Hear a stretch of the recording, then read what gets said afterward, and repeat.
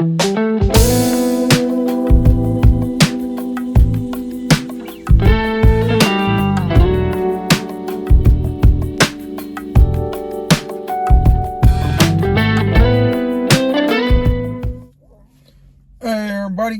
welcome to another episode of Rob's World of Boxing. Let's get it.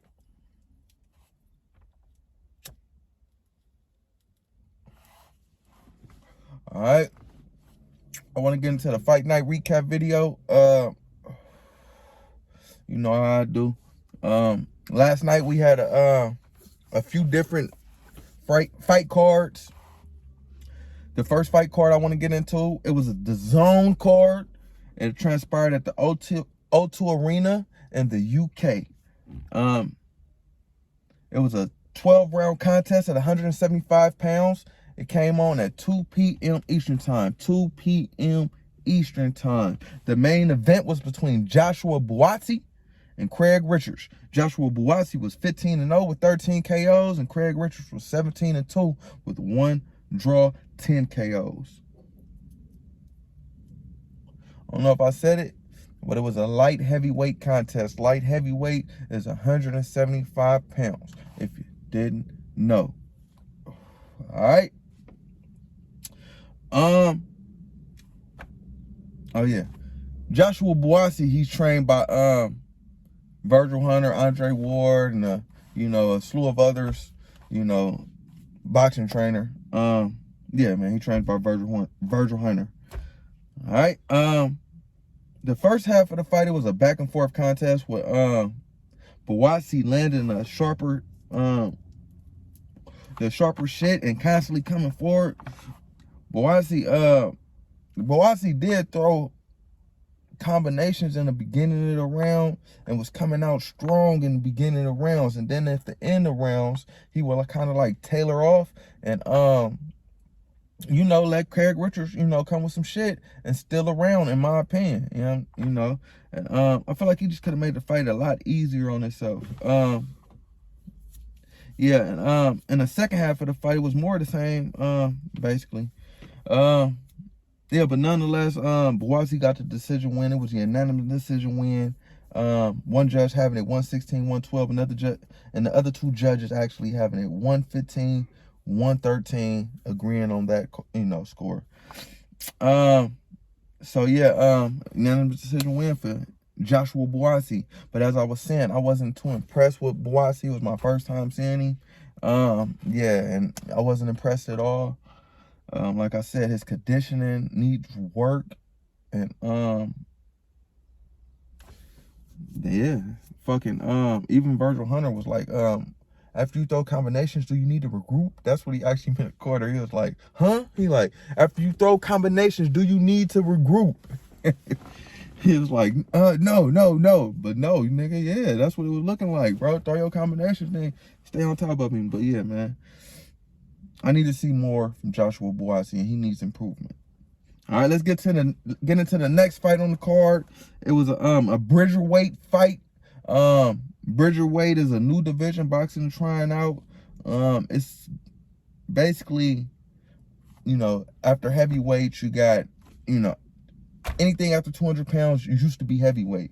And that's kind of a disadvantage for a lot of fighters, because a lot of fighters, you got, regular heavyweights who 200 to 205 pounds, 6'1", 6'2". Then you got big monsters like fucking Tyson Fury, 6'9", 300 pounds. So what they're trying to do is they're trying to have, a Bridgerweight, a bridge division, and that's what the Bridgerweight is. It's the bridge division from the heavyweights to the super heavyweights. So basically, that's what it is. After heavyweight and in between super heavyweight, you got the Bridgerweights. But yeah, man. All right. It was a 10-round contest between Babic and Adam Boski. Adam Babic was 10-0 with 10 KOs. Adam Boski was 16-1 with 9 KOs. Babic actually was dropped in the first 20 seconds of this fight. And I was like, what the hell? He got dropped by a left hook. But it was basically like a flash knockdown. But because of the rest of the fight, he held his own. Basically, I wouldn't say dominating, but he, won it pretty easily. He won a unanimous decision. One judge having it 97-91, well, two judges having it 97-91, and the final judge having it 95-93 for your winner, Babic.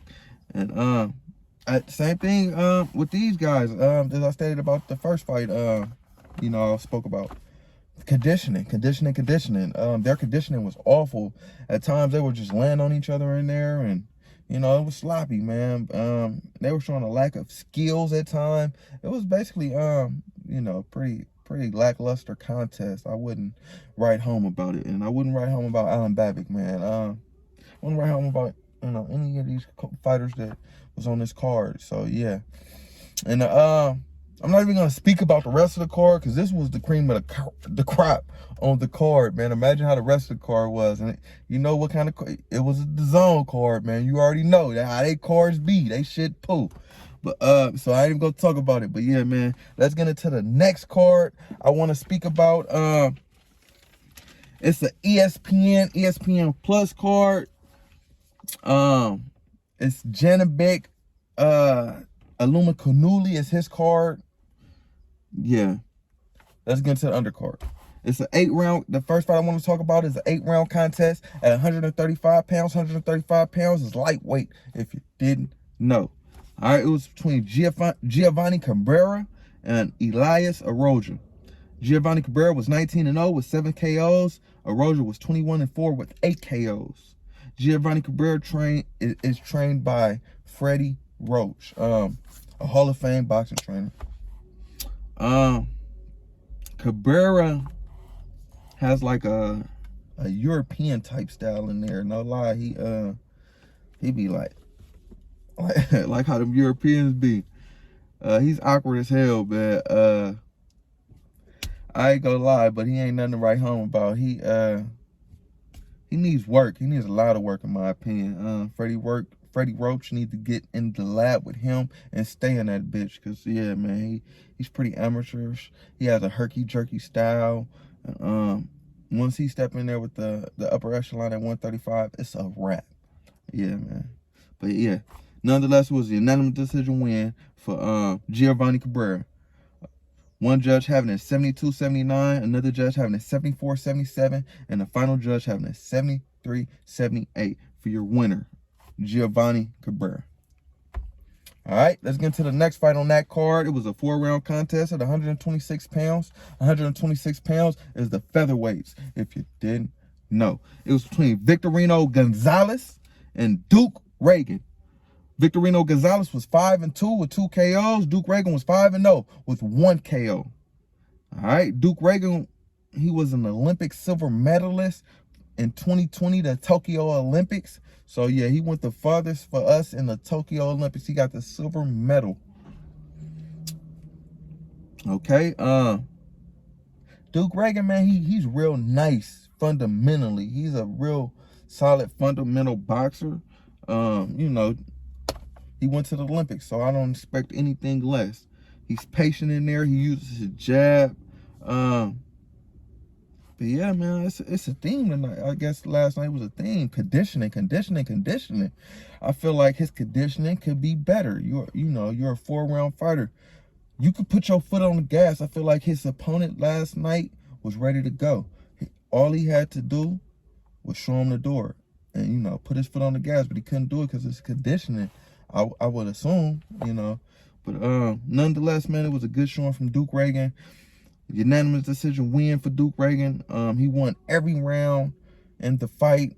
So yeah, man, 40-36 on all 3 judges' scorecards.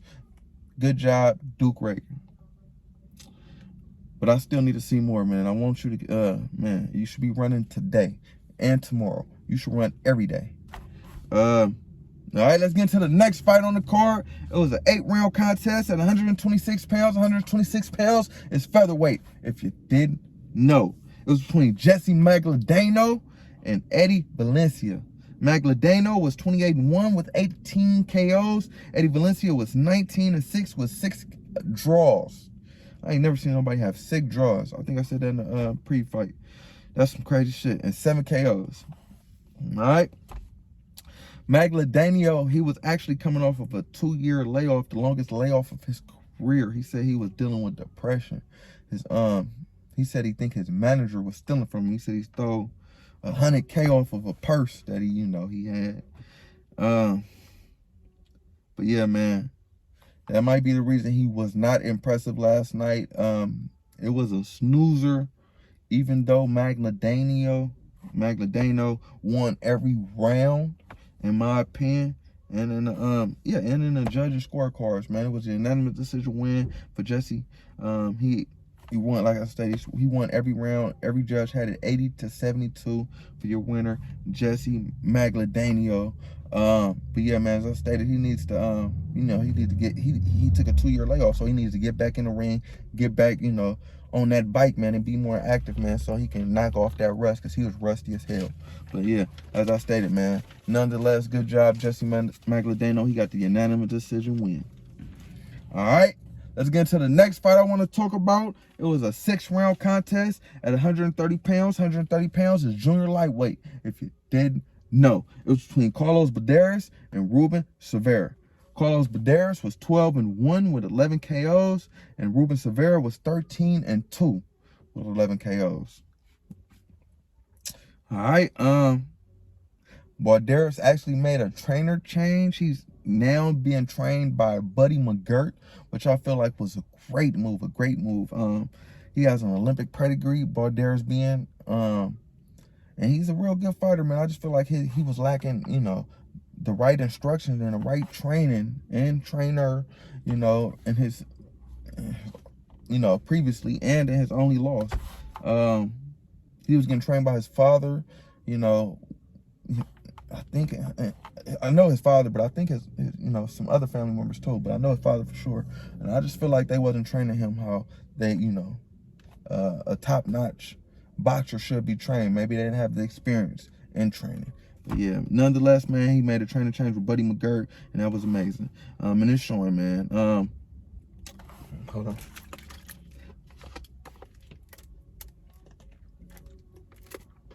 Balderas actually knocked down his opponent in the first round with a nice left-hand hook. Yeah, man. And in the third round, Balderas dropped his opponent again with the same left-hand hook. I was like, damn, he looked like you out there, Balderas, getting caught with them left-hand hooks. But yeah, man. Yeah. He caught him with that left-hand hook, and that was a counter left-hand hook, excuse me. It was a catch and shoot. He shot it after he, after he felt his opponent glove hit his, then he shot that bitch. Yeah, Balderas got caught in the 5th round with a left-hand hook. I told you he's susceptible to them left hands and hooks, exactly, to be exact. But yeah, he got caught with a left-hand hook in the 5th round, but he held up pretty well, man. He didn't even seem like he was fazed by it, but I seen it. And he also got caught more than I would like in exchanges. I was like, okay, it's cool to, exchange, but, you got to keep your defense tight. So I just want him to tighten up his defense in those exchanges as well.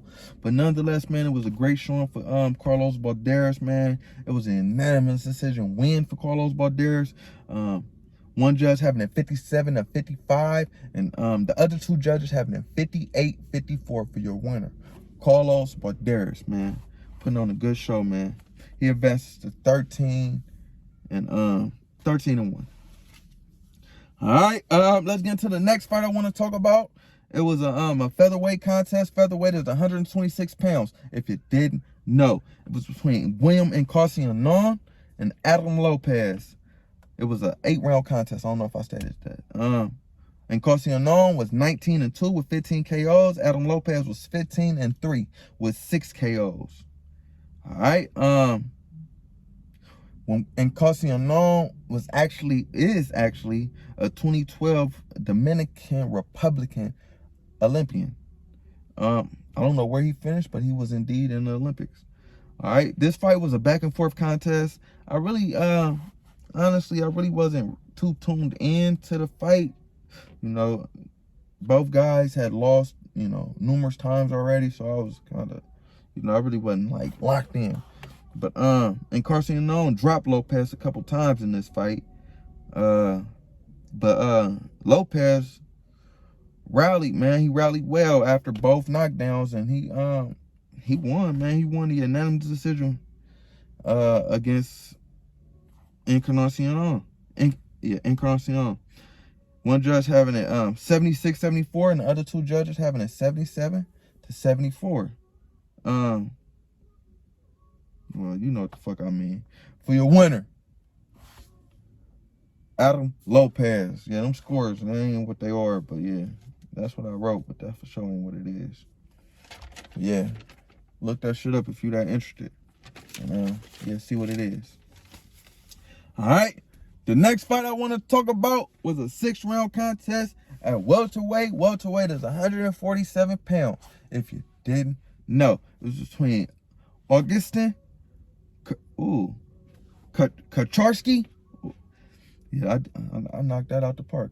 Augustin Chucharsky and Tiger Johnson. Chucharsky was 8-4 with 1 draw, 3 KOs. Tiger Johnson was 3-0 with 2 KOs. All right, Tiger Johnson, he's a 2020 U.S. Olympian, and he showed it in this fight, man. Tiger Johnson actually cut his opponent in the first round. He fouled on him. I forgot. I think it was a right-hand hook or something. He fouled on that boy, though. It cut him up instantly. In the third round, Tiger knocked down his opponent with a right-hand hook. Then after his opponent got up, he KO'd him viciously, very viciously. Basically with the same kind of right hand, man. It was vicious. Third round KO win, man, for Tiger Johnson. Continuing his KO ways. Yeah, man, his first 2 fights, I wasn't too impressed, man. His last 2 fights, he been going crazy. Or maybe his last 3 fights, I think he been going crazy. But yeah, man, nonetheless, man, KO win for Tiger Johnson. He's improving drastically. I'm really starting to warm up to this guy, man. I'm feeling Tiger Johnson, man. He might be the next, he might be the greatest thing named Tiger since Tiger Woods. All right. Then to the next fight on the card. It was a 10-round contest at 135 pounds. 135 pounds is lightweight, if you didn't know. It was between Jermaine Ortiz and Jamael Heron. Jermaine Ortiz was 15-0 with 1 draw, 8 KOs. Jamael Heron was 23-3 with 11 KOs. Jamael Heron, it was his first fight at 135 pounds. And he was with a new team. He had a new trainer, all that. He was with Bo Mack. And new trainer is Manny Rose. Heron actually looked good in the first round, man. In the first round, he was pressing the action, and he was looking good, going to the body well. I like what he was doing. But in the second round, Ortiz, it all started going downhill. Ortiz started catching Heron with some nasty combos, sitting down on them bitches too, man. Yeah, man. Later in the fight, Jamael Heron was showing fatigue, getting beat to the punch. Yeah, man, it was bad. He was basically just showing his age and just showing like, man, it might be ready, you know, it might be it for you, man. You know, it might be ready to, you know, time for you to hang it up. And yeah, man, it was a unanimous decision win for Jermaine Ortiz. Nonetheless, one judge having a 96-94 and the other 2 judges having a 97-93 for your winner, Jermaine Ortiz. It was my first time seeing Ortiz, man. I like Ortiz. He's a big body at 135 pounds, big strong guy. He said he was gonna actually probably move up to 140 after this fight. But yeah, I like what I seen out of Ortiz, man. He's a dog. Yeah, but man, Jamael Heron, he indicated that he was gonna retire after this fight. You know, in the post-fight interviews. And I feel like that's what he should do, man. And, you know, it was a nice career, you know, but he took a beat in this fight, and the last fight he took a lot of wear and tear too, man. So yeah, it might be that time. All right, let's get into the main event. It was a It was at middleweight, 160 pounds. It was between Dignam, who was 14-0 with 1 draw, 8 KOs, and Janibek Alimkhanuly. Hold on, it's getting hot as hell in this bitch.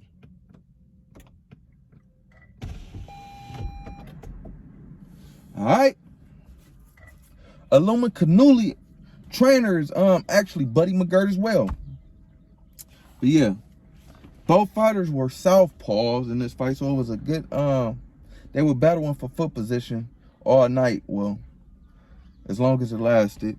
Janibek dropped Dignam in the first round with a 5-punch combo, basically. Hitting with everything but the kitchen sink. Janibek foot feinting is outstanding. It's amazing, man. He reminds me of Lomachenko in there with his foot feints, but he's a fucking middleweight. Yeah, man. Janibek actually KO'd his opponent in the second round with a vicious uppercut. Oh my God. That bitch was vicious as hell. Yeah. You see? Vicious, I told you. Man, yeah, man, Janibek, he's here. He has arrived. Yeah, man, I feel like what Buddy McGirt said, nobody could beat him at 160 pounds. Man, that might be true, man. All the dogs anyway finna move up from 160. They got Jamal talking about moving up. Dimitri Andre talking about moving up. So yeah, 160 gonna be wide open. I don't see nobody beating him at 160, man. Just, you know, I agree with Buddy McGirt, man. Janibek Alimkhanuly, I hadn't seen, you know, I hadn't sat down and watched the whole fight of his. I have now. I'm a fucking believer. I'm convinced, man. He's the fucking truth, man. The sky's the limit for Alimkhanuly. Boxing is a brutal sport, man. That shit is a brutal sport. He really put that man to sleep in front of all them people. It was nasty, man. Like, come on, man. That man, wife and kids could have been there, all the shit. He didn't care. He put him to sleep in front of all them people. 1 minute he dancing around, you know, boxing, and then the next minute he taking a nap like a baby. Tony Weeks was the referee. He was looking at Janibek after, you know, he raised his hand like, damn, boy, you beat the hell out that boy. You just hit him hella hard. You the man. But yeah, man. Nonetheless, man, good showing for Janibek Alimkhanuly. All right, let's get into the next card I want to talk about. It was a Showtime card. It was a David Benavidez card. Let's jump into that card. It was in Phoenix, Arizona, too. The first fight, let's get into the undercard. The first fight I want to talk about is, it was a featherweight contest. Featherweight is 126 pounds. If you didn't know, it was a 10-round contest between Luis Nunez and Jonathan Fierro. Luis Nunez was 22 years of age. Jonathan Fierro is 18 years of age. So there was 2 young guys going at it, man. 2 young bulls. All right, let's jump into the fight. Luis Nunez was 16-0 with 12 KOs. Jonathan Fierro was 13-0 with 12 KOs. Fierro came out hitting hard. I see why he had 12 KOs in 13 fights. Fierro looked good early, man. Nunez actually got cut in the second round from a clash of heads. Nunez was coming in, leading with his head, reaching in, no lie. But he was looking good in there for the, you know, early on in the fight. Like I said, it was 2 bulls, man. They was looking good early. But second, third, fourth round, Nunez won convincingly, man. Just with counter punching. As I stated, Fierro kept reaching in, and when he reach in, you reach, I teach. And that's what was going on a lot in those rounds. And you know, throughout the fight, man, it was a slobber knocker though. It was a good ass fight, back and forth contest. But Nunez getting the better of Fierro, giving him his first loss. It was a unanimous decision win for Fierro. All judges having it the same. 96-94 for your winner, Luis Nunez. All right, let's get into the next fight on the card. It was a 154-pound contest. 154 pounds is junior middleweight, if you didn't know. It was a 10-round contest between your Elvis Gomes and Jorge Cota. Your Elvis Gomes was 5-0 with 5 KOs. And Jorge Cota damn, I didn't jot down his record, but I think he was 32-4, some shit like that. All right, let's jump into the fight. Gomes is a force, man. He's a force to be reckoned with at junior middleweight, 154 pounds. Once he get all his ducks in a row, and once he work on some little shit that he need to correct, he's gonna be a force because he's a big man in there. He's a stalker. He's gonna put pressure on you, and he has nice skill to pair with the with the pressure, man. Jorge Cota, he actually hit the ref at the end of the third round. He was getting his ass beat. He just do anything, he just winged the punch, and he fired on the ref. Yeah, I had to put that in there. But yeah, man, Gomes, he could have got rid of Cota, early on, in my opinion, if he just went to the body more. He refused to go to the body. He would not go to the body. And that just showed his lack of of experience. And he wasn't using his jab, in those middle rounds either, man. Showing his lack of experience. But once he did start using his jab and going to the body, he didn't never go to the body. But he started using his jab, it broke down Cota, and and it helped help him get the he didn't get Cota out of there.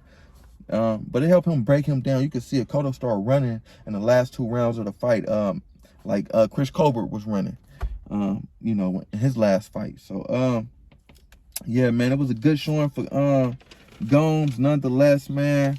A unanimous decision win for Gomes. Gomes is actually the son of a Cuban Olympic gold medalist. I didn't know that. Yeah, man. Nonetheless, it was a unanimous decision win for Gomes. I didn't jot down the card, the numbers. I think he down there won every round, though. He advances to 6-0 with 5 KOs. Hold on.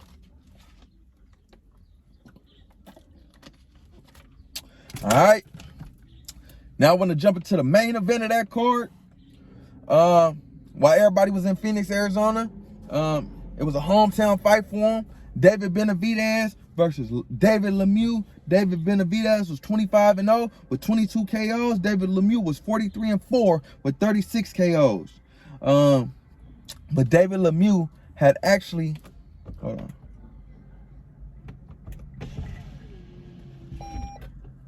Yeah. But David Lemieux was actually,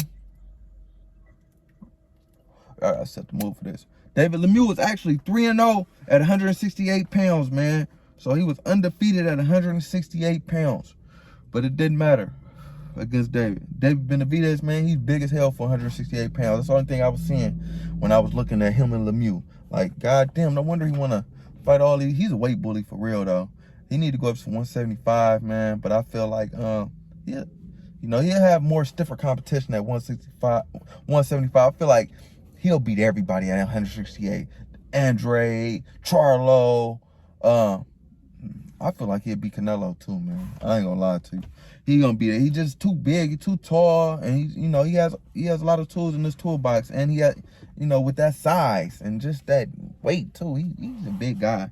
All right, but nonetheless, man, David Benavidez, man, he could have stopped Lemieux, man, at the end of the first round. He hit Lemieux with everything but the kitchen sink, man. But Lemieux was saved by the bell. He knocked Lemieux through the ropes in the second round with a straight left hand. And then in the third round, the corner of Lemieux stopped the fight. Like, hey, man, I seen enough. You been down there dropping him every round, beating his ass every round. I seen enough, man. So, yeah, man, it was a third round corner stoppage win for your winner, David Benavidez. David Benavidez, he called out Jamael Charlo after the fight. He called out Caleb Plant after the fight. He called out a lot of people after the fight, man. Like I said, I don't think nobody want no smoke on my guy, though. He the truth, man. He the best 168-pounder to me, skill-wise, and without the credentials, because, Canelo got the credentials, but skill-wise, he the best 168-pounder, in my opinion. Yeah, man, sky's the limit for David Benavidez. All right,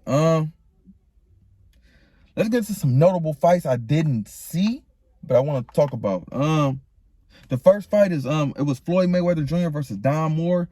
Floyd Mayweather Jr., you know, he the fucking GOAT. He was 50-0 with 27 KOs. Don Moore was 18-0 with he's 18-0 with 1 draw and 12 KOs, because this was an exhibition fight that didn't, you know, go against any fighter record. Yeah, man, but Floyd, he scored a unanimous decision win versus Don Moore. After he floored Don Moore in the 8th round, he put him down. He scored the unanimous decision win. The fight transpired in Dubai. As I stated, it was an exhibition. Floyd just probably went to go get the bag and leave. All right. The next fight I want to talk about was Richardson Hitchens versus Angel Rodriguez. Richardson Hitchens was 13-0 with 5 KOs, 24 years of age, from Brooklyn, New York. Angel Rodriguez was 12-10. Come on, Rich. You still fighting niggas like this? With 3 draws and 5 KOs. That's why you ain't on TV, my guy. Yeah, man, Richardson Hitchens scored a 4th round TKO versus Angel Rodriguez, which is expected when he's already lost 10 fights. Richardson Hitchens, man, you need to step up your level of competition, man. I got a lot of faith in you, man. Come on, man. Have faith in yourself. Let's get it, man. Let's get it. Fuck. All right, man, the next fight I want to talk about was Victor Ortiz versus Todd Manuel. Victor Ortiz is 32-7 with 3 draws, 25 KOs. Todd Manuel was 20-19 with 1 draw, 6 KOs. Ortiz actually was knocked down in the last round of this fight, but other than that, he cruised to a unanimous decision win versus Manuel. I didn't write down the scores, but it was a unanimous decision win for my guy Victor Ortiz. I think it might be time to hang it up for Victor Ortiz, man. I know he's still trying to get some money to feed his family. Who am I to tell you to hang it up? But come on, man, you find a guy who 20-19 and you let him drop you in a final round. The Victor Ortiz I know wouldn't be fighting guys like that. Let him touch him, let alone let him fucking drop him. Come on, man. It might be that time, man. But nonetheless, man, it was a good night of boxing, man. You know, it wasn't stars, star-studded, but David Benavidez, he's a fucking star. Yeah, man, it was a nice night, man. If you missed it, man, go check it out.